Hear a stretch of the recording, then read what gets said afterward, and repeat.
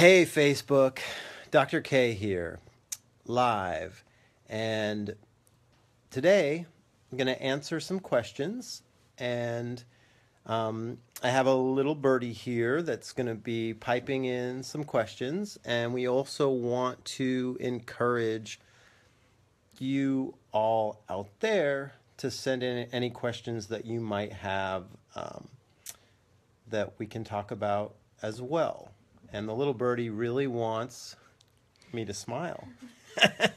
And also for you guys to send in questions, even though it might be past the little birdie's bedtime and the little birdie needs to go to sleep pretty soon. So, hope everyone is having a lovely evening. And this is day 7 of my hugging journey. And 1 week in on Facebook Live. I'm loving it for so many reasons. So, what's the first question? Dr. K, tell us what a self-hug is. So the question is, and we have moved to black and white. I don't know if that's a good or a bad thing. And this is pop. Am I popping? The question is about a self-hug. And a self-hug is basically anything that you do to take care of yourself. So it's going to be different for each person. For me, a big self-hug is Aikido. I've started studying Aikido in the past year, and I find it a very grounding martial art. It's actually the art of peace, and it helps me to center. For some people it's running, for some people it's reading. It can also be saying no, which is something that many of us struggle with. I mean, we might be good at it in certain in some instances with some people we might be good at saying no. Usually, though, there's certain people that we struggle with saying no. And a self-hug can be setting healthy boundaries to make sure that we take care of ourselves. Great question. I'm just curious, tell us what the origin of your hugging movement is. How did it come to be? The origin of the hugging movement.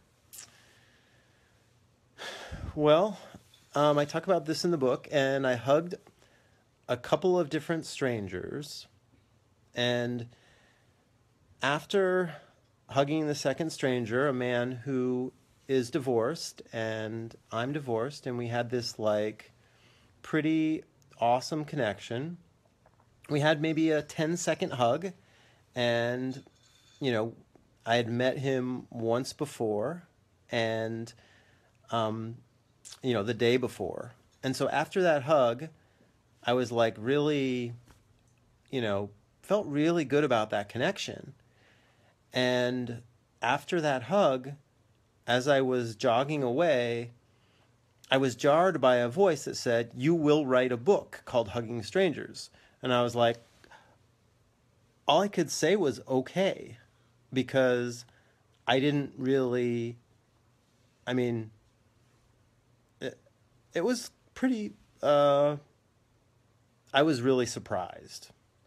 And ever since that time, I see everything through the lens of a hug, and I talk about hugging, some would say excessively, quite a bit though, and it's been really rich. I'm getting a head nod about the excessive part. So yeah, it's a pretty special thing that we all have access to. How did you discover that it should be 21 seconds instead of 10 or 20 or any other number? Right, great question. So basically there's research that suggests a minimum of 20 seconds is what releases oxytocin. And so 21 is, 1 past 20 gets us to 21 seconds. A minimum of that amount of time will release oxytocin. And 21 is also the number of days that some people think it takes to create a habit. So 21 is a powerful number on a lot of different levels, and that's why 21 seconds, 21-day journey, hugging 21 different people who, you know, you want to have a profound impact with.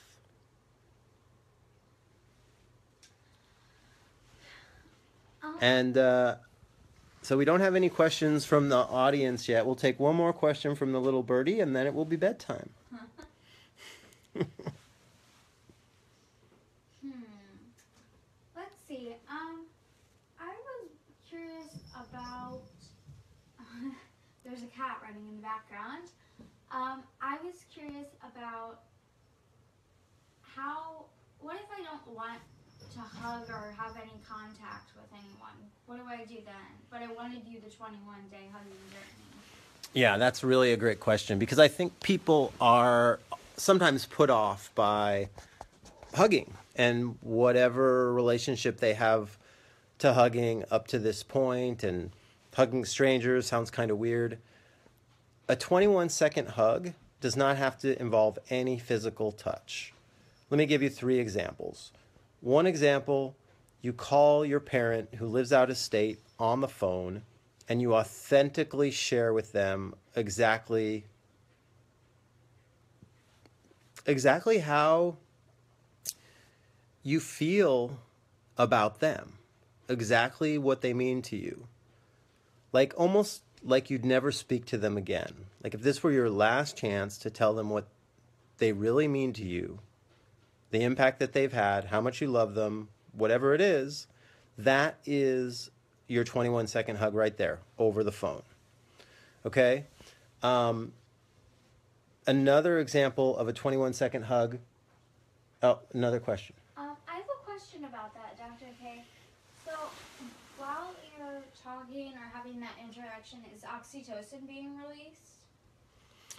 So oxytocin is something that we still have a lot of studying left to do on. There is some research that suggests that oxytocin could be released when you think about hugging someone who is dear to you. So we don't know exactly what releases oxytocin. It's pretty clear that a long hug with someone you trust and feel connected to is releasing oxytocin after a minimum of 20 seconds, maybe even much sooner. So whether or not being fully authentic or really listening to someone, being fully present with them, releases oxytocin, a lot more research needs to be done on that. And I hope that as the hugging journey, really builds momentum, and there are thousands of people doing and, excited about the hugging journey, that the research will start to follow about oxytocin and the different ways in which it impacts us.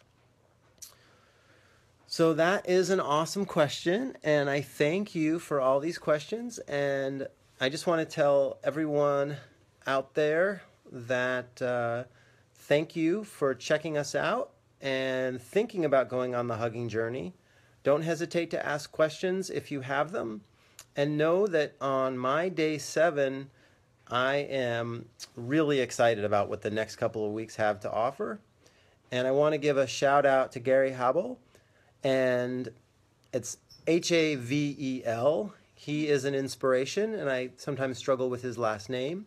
So Havel, Gary Havel, that his first week has just been an inspiration, and the man is remarkable. I can't wait to see what he does next. All right, Facebook, I love you, and I will talk to you tomorrow for day 8. Good night. Can I see it?